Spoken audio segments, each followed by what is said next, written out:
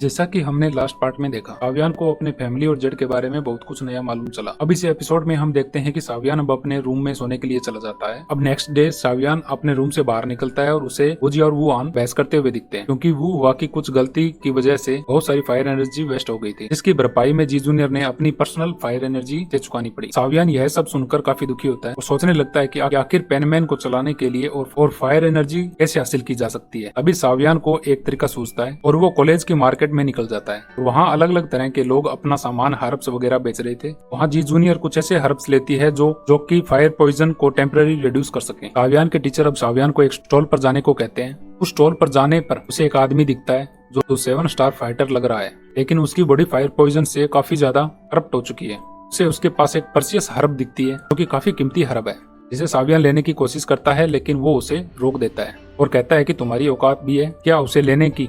और वो उस हर्ब का प्राइस 400 दिन की फायर एनर्जी बताता है और सावियान मना कर देता है और कहता है कि मैं इसे एक्सचेंज ऑफर में खरीदना चाहता हूँ। वो बहुत गुस्से वाला था और एक बार कहने पर भी सावियान नहीं जा रहा था, तो वो सावियान पर हमला कर देता है, लेकिन सावियान उसके हर वार से बच जाता है। लड़ते लड़ते उससे कहता है कि वो फायर पॉइजन निकाल सकता है। यह सुनकर वो हैरान हो जाता है और खुश होकर कहता है कि अगर तुम ऐसा कर पाए तो मैं तुम्हें 100 दिन की फायर एनर्जी में ही ये दे दूंगा। इस पर सावियान कहता है फायर एनर्जी निकालना ही बहुत बड़ी बात है और इससे आगे वो कुछ नहीं दे सकता, जिस पर वो आदमी मान जाता है, लेकिन साथ ही साथ कहता है फायर एनर्जी का एक भी कतरा उसके शरीर में बाकी रह गया तो वो सावियान को कुछ भी नहीं देगा।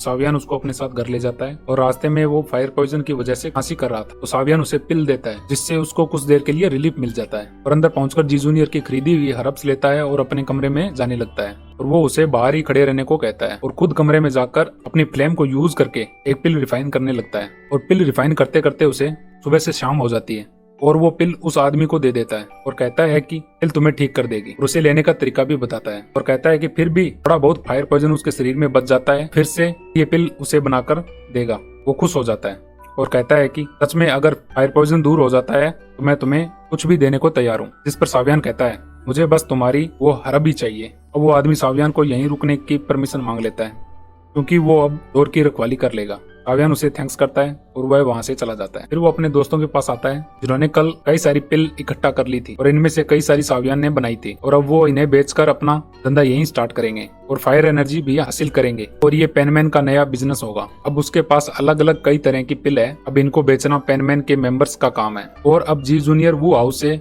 स्टाफ डिप्लॉय करने को कहती है और हुजिया से हर्ब्स की कैटेगरी में बांटने को कहती है। अब सावियान काफी ज्यादा थक गया था तो वहीं सो जाता है और जी जूनियर उसे कंबल उड़ाती है। वहीं दूसरी तरफ हमें एक और ग्रुप दिखाया जाता है जिसको ये पता चलता है कि पेनमैन के पास नहीं ही अच्छे फाइटर हैं बल्कि अच्छे फार्मासिस्ट भी है। इसके बारे में वह जेलस और इनसिक्योर फील करता हुआ मीटिंग कर रहा था। तभी उनके पास एक गार्ड आता है और ये एपिसोड यहीं पे खत्म हो जाता है। तो गाइस मिलते हैं नेक्स्ट एपिसोड में।